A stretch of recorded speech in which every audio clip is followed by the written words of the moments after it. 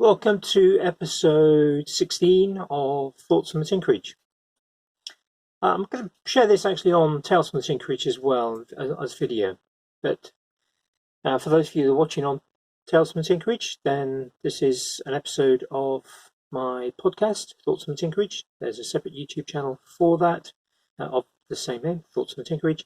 And it's available on Anchor, iTunes, Google Podcasts, Spotify, and most other good podcast providers. So go and listen to the other episodes. Now, those people who know me quite well in the maker community know that I'm the sort of person who likes to encourage others to maybe embark on the YouTube journey. I'm very much a believer that anyone can do it, and I also think that more people should do it.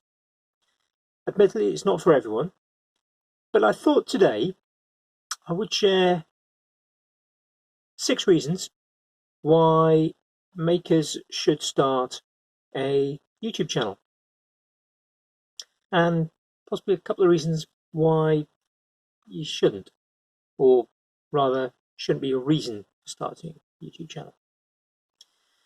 So number 1, and this is one that I've talked about a little bit myself already, and that's the idea of legacy.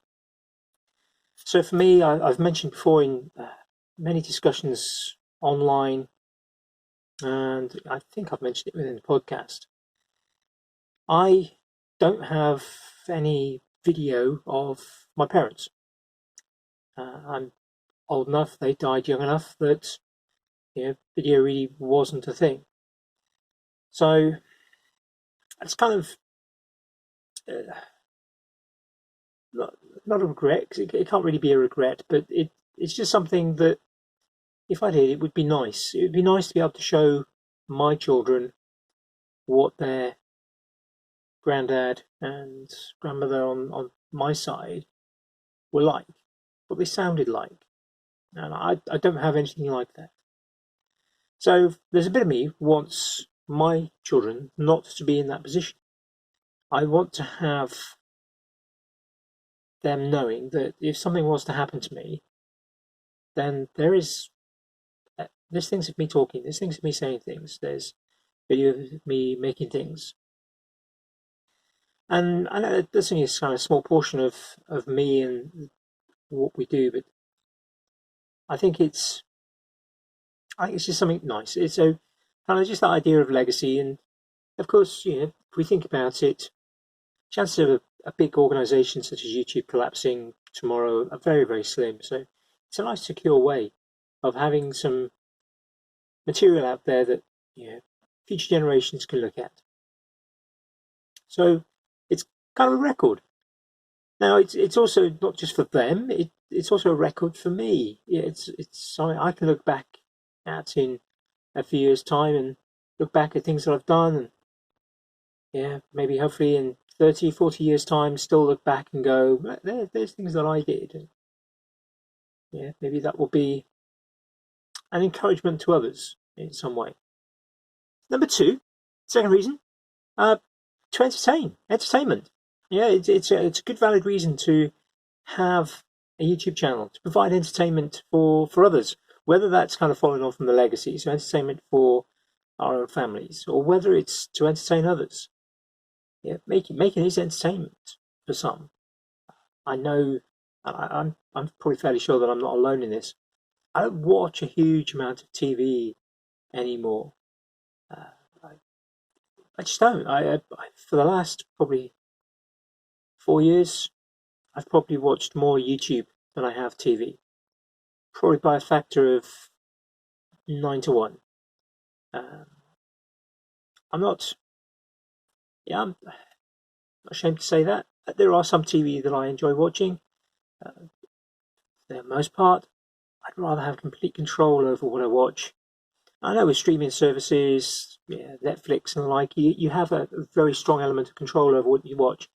It's not like kind of the days of the 1960s and 70s where there weren't even necessarily repeats. And if you missed a program, that was it. In the 1980s, of course, repeats increased, but people had VHS recorders. So yeah, you could record something and come back to it at a later time. But yeah, now with streaming services, we can see things all over the place. But for me, I prefer to watch other people making things to watching celebrities making a fool of themselves on TV, or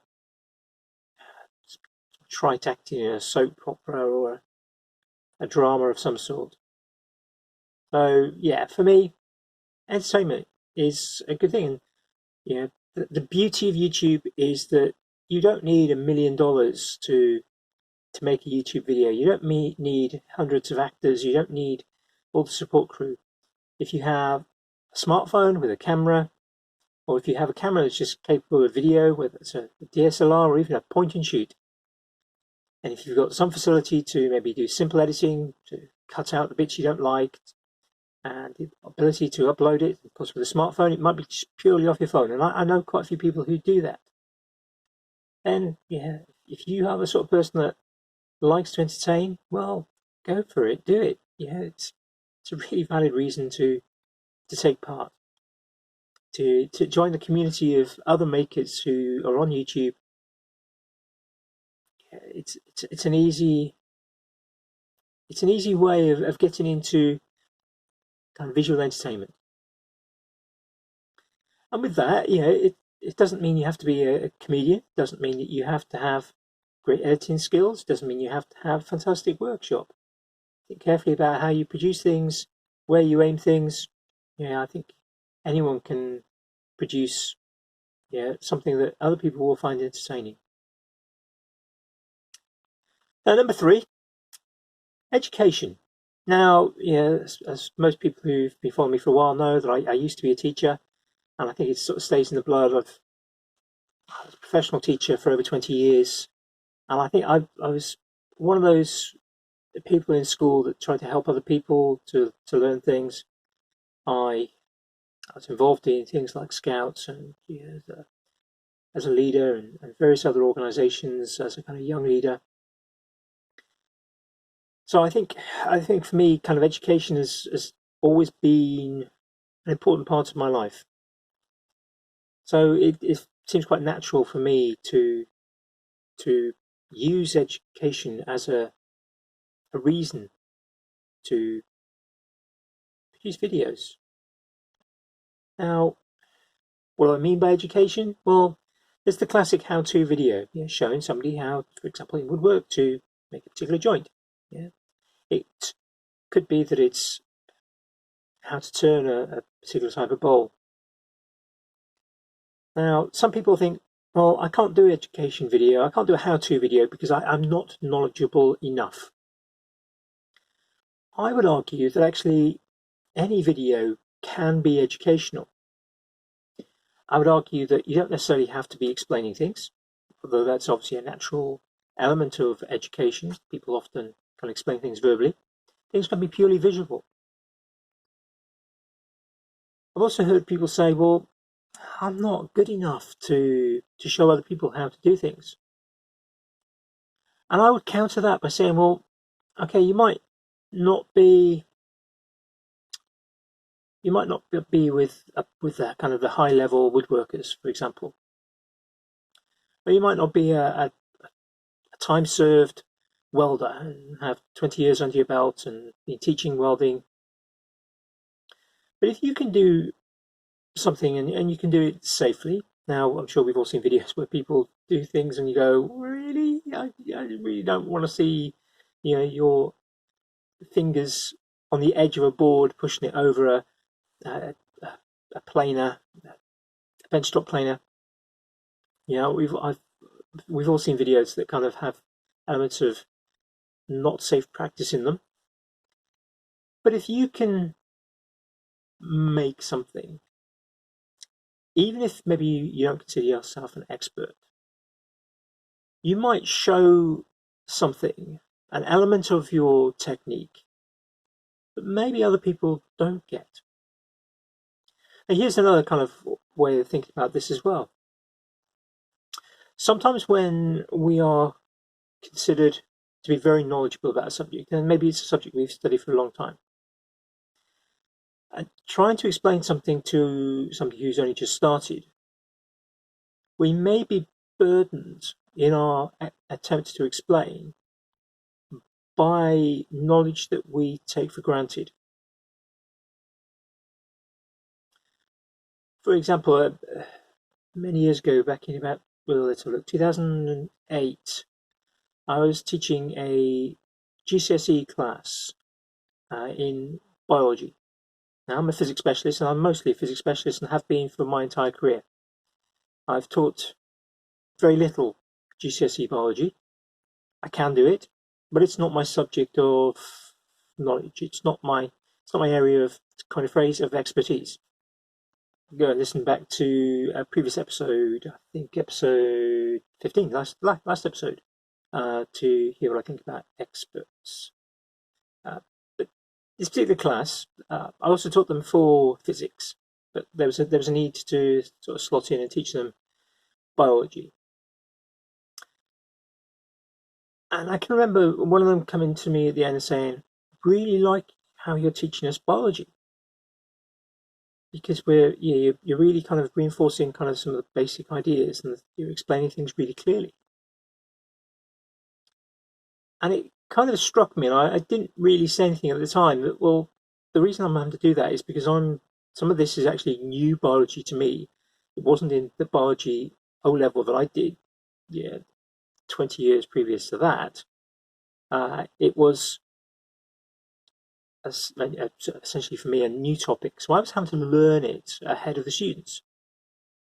And so I was having to think about, well, how do I explain something that I haven't learned before? So in a way, it was like going back to becoming a new teacher. Even though I was at that point a very experienced teacher, I was still kind of having to try and almost explain things as if I was a complete newbie to the topic, which in a sense I was. So I wasn't explaining anything without actually establishing kind of all the base language, the kind of the what are the fundamentals. And it is sometimes in physics that I have found myself in the past, and actually that was a learning point, and it did change some of my practice, where I would assume things, not necessarily consciously, but subconsciously. So as a maker, if you can make something and you can demonstrate that, somebody else watching you might see an element of technique, whether that's just from a visual or whether that's something that you've said, that on maybe instructional videos from other people, it's something that's been assumed. Maybe it's something that's missing. So, yeah, showing people how to do things. And whether that's kind of classic techniques, whether that's, this is how to make a dovetail, this is how to trim leather, this is how to knit a certain type of stitch, or whether it's maybe showing people how you think or how you problem solve. These are all elements of education. It could be things like how to arrange things in a small workshop. It's all, again, it's education, but it might also overlap, and this is the thing with some of these reasons, they really do overlap. So my next one overlaps massively with education, and that's inspiration. I've had a few people say to me after they've watched my videos showing kind of the workshop and the size of the shop I've got in here. It's less than 60 square feet, so it's not very big at all. And they said, well, how inspiring it is to see how much can be shoehorned into such a small space. Now, that's not necessarily a good thing. I certainly am working on trying to get rid of some stuff, but that's also about my hoarding tendency. So again, I've talked about that previously as well. But yeah, inspiration. If it wasn't for other people making videos, if it wasn't for other people saying, well, actually anyone can make videos, and if you go back, although I've got 1 million subscribers now, if you go back and look at my first videos, they weren't very good, but I leave them up because it's inspiring to others to see that you can start a really good sized channel. You can start a channel that is forming a career without being an expert. As I said earlier, all you need to start a YouTube channel is something like a smartphone. The ability to record some video and possibly some audio, maybe do simple edits, and to upload it to a YouTube channel. Nothing else you need. You don't need fancy lights. You don't need fancy microphones. You don't need fancy cameras. All you need is an idea, the ability to record, and the willingness to either put yourself in front of the camera or to just to attempt to put things out there.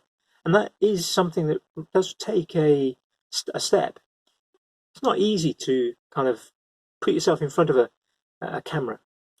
For me, I haven't found it too difficult.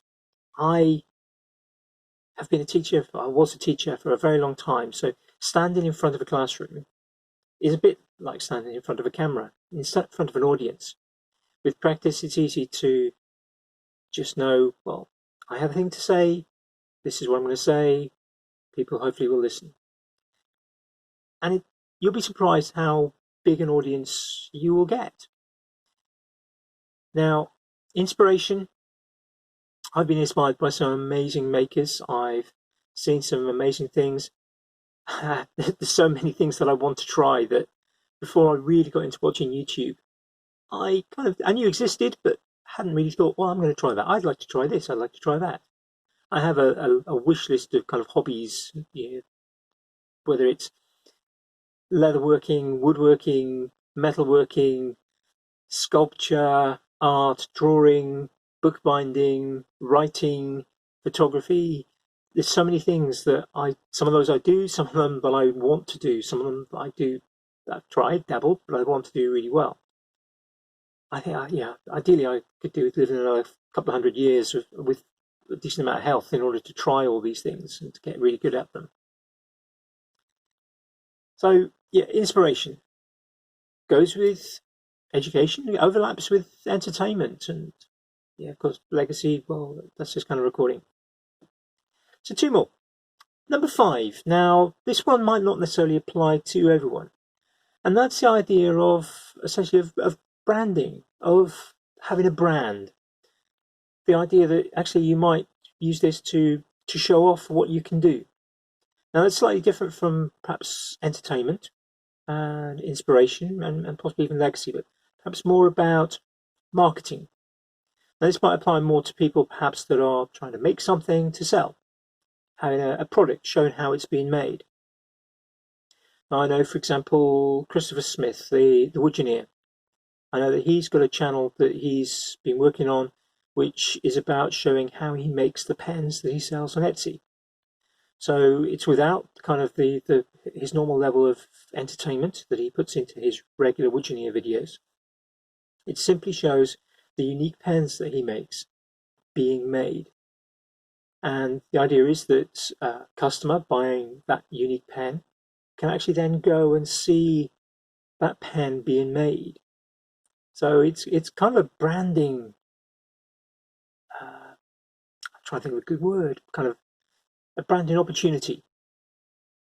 It might be that you're a cabinet maker and that your thing is making high-end kitchens, or maybe it's you make bespoke furniture.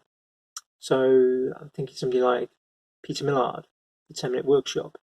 Until recently, he's just retired, but until recently, he made his main living by creating bespoke furniture for customers in London and installing them.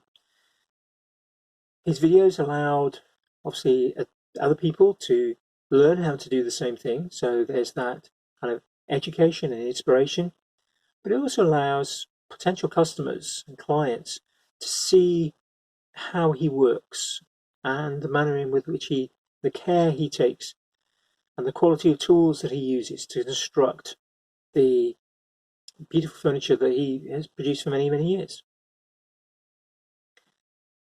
The last one, maybe some people might think this is a bit of a wishy-washy kind of idea, but it's just as a means to be creative, to add another layer of creativity to your making.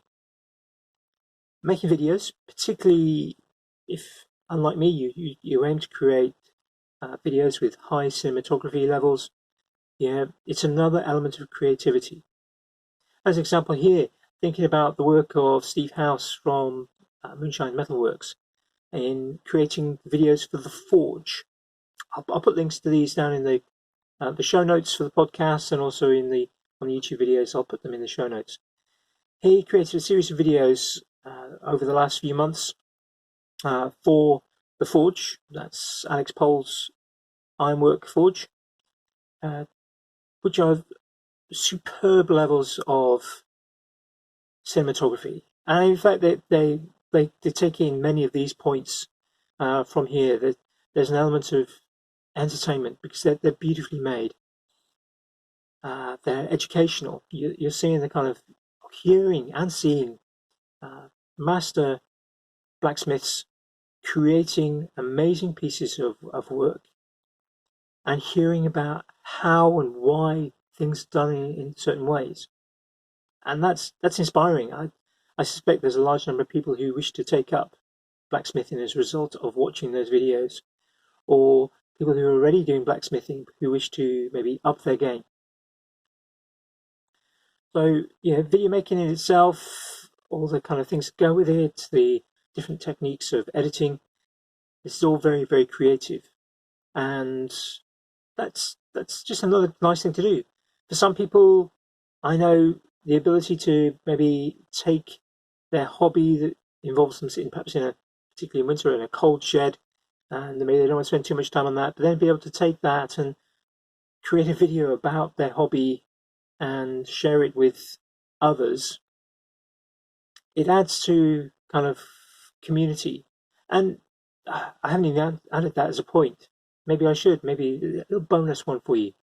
Making YouTube videos allows you to kind of join another community of makers. Now, often overlaps with people who are doing Instagram and working on Facebook.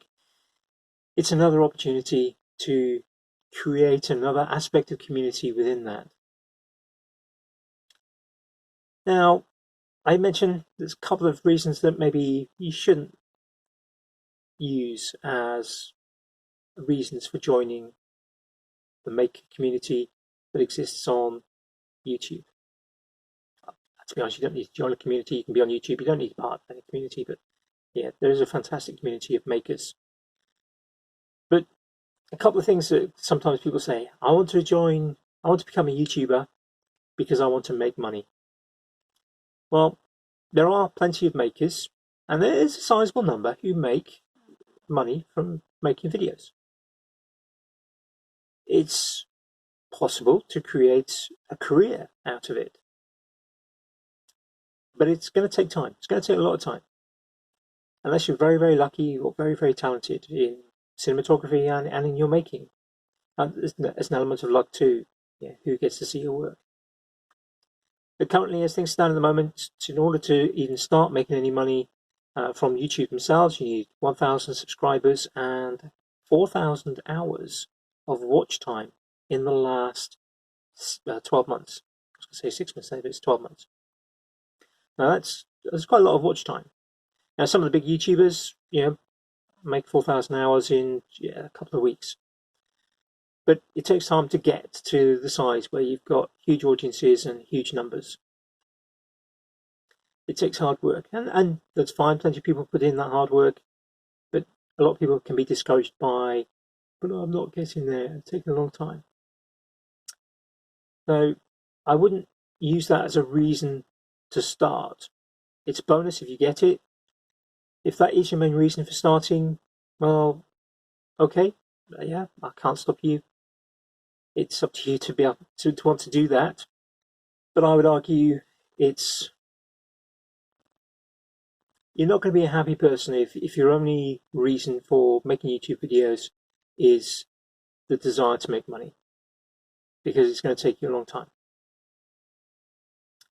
Now, the other reason, and this is something actually nowadays tend to hear often from children, gone are the days when young people, this kind of primary age children would say, when asked, what do you want to do when you grow up?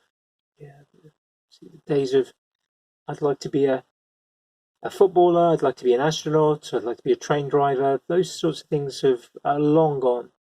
And nowadays, it's not uncommon to hear people say, I want to be famous. And there are people who have made a very good career and have become very, very famous by being on YouTube. If you're a maker, I don't think that's a good reason. I think it might be something that might happen. And you have to question, well, what do you mean by famous and what level of fame? Possibly the most famous of the YouTube makers that I know of is somebody like Jimmy DiResta. He's working on TV, has worked on TV and is working on TV projects. So is that level of fame? Is he an everyday name? I would suggest not. Certainly within perhaps the maker community, people who are familiar with events such as Maker Central, is a common name. He's referred to as the godfather of the maker community. But I don't think he set out to be famous. And I think if that's your aim, well, making might not be the best route to that. Maybe other people will say otherwise. Yeah, I think you'd probably be better off taking a sort of Casey Neistat approach and doing daily vlogs of some sort, or I don't know. I don't know what would be the best way of using YouTube to become famous. That's not my area of expertise. Using that word again, I really shouldn't, but yeah. So there's my 6 reasons for makers starting a YouTube channel. So there's an element of legacy, there's to entertain, to educate, to inspire, as a form of marketing or branding, and as a creative outlet in its own right. So, yeah, if you've been thinking, oh, should I or shan't I? Well, consider this. This is a phrase that's often applied to, for example, planting a tree. The best time to have planted a tree, if you want shade in your garden, is 40 years ago. The second best time is today. If you have been thinking, I want to start a YouTube channel, can I encourage you to do it? And maybe you need to find somebody that's going to hold you accountable, maybe somebody to encourage you. Reach out to me if you want. I try to encourage as many people as possible who express an interest in doing YouTube to have a go. If you share videos on Instagram, then you can share videos on YouTube. Chances are those videos will actually cross over. You may already have videos that you can put up on YouTube that people will want to watch. It's another audience. So go for it, do it. It doesn't take much to get started. As you get going, as you grow, as you get more followers, subscribers, as you get more engagement with community, I'm sure you're going to want to take more effort over it and maybe get a better camera, but that's not important. I do know of a few people, or I've heard of a few people who, even with tens of thousands, even hundreds of thousands of subscribers, still actually record on a phone. So there's plenty of opportunity to do things like that. So go for it, do it. If you want a call to action, if you've been thinking about doing a YouTube video, make one. If you've already got some videos on Instagram, maybe they're sitting on your phone or on your computer, start a YouTube channel, upload them. It might be that you go down, I'm going to do the live routes. If you do lives on Instagram, you can do lives on YouTube. So something to think about and to have a go at. So if you do start a YouTube channel, please let me know. Reach out to me. You can do that through various means on Instagram, Andy Pugh. Also thoughts from the Tinkerage. On YouTube, you can find me as Andy Pugh, but that's why I tend to follow people from. That's where my sort of main kind of subscription account is. But you can also find me, the videos I put up on making are on Tales from the Tinkerage. Some of the episodes of the podcast are on Thoughts from the Tinkerage on YouTube. On Twitter, I'm Andy CPU. So, reach out there. So there's a number of places how you can reach out to me. And if you kind of want any bits of advice on doing things for YouTube, then I'm happy to share what I know. Again, I wouldn't call myself an expert. I know people who know a lot more than me. I know a fair bit, and I'm happy to help people wherever, even if that's just with encouragement. So, as I said again, if you're thinking about doing it, I don't think you've got any excuse. Just go for it. Anyway, thanks for listening, and bye for now.